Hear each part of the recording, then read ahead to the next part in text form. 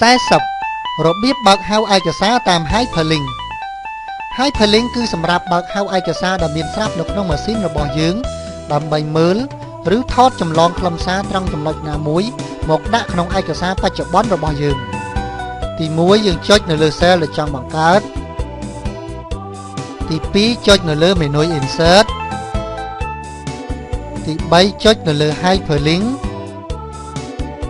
ទី4ចុចរើសទីតាំងរបស់ឯកសារទី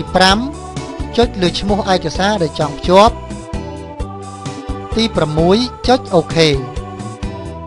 ពេលនោះពាក្យដែលយើងបានបង្កើតនោះនឹងឡើងពណ៌ខៀវហើយគូសបន្ទាត់ពីក្រោមចុចលើពាក្យនោះដើម្បីបើកភ្ជាប់ Hyperlink ចុចនៅលើ Yes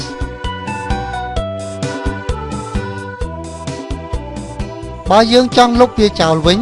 គឺយើងត្រូវចុចម៉ៅខាងស្ដាំលើពាក្យដែលបានបង្កើតនោះរួចយកពាក្យ Remove Hyperlink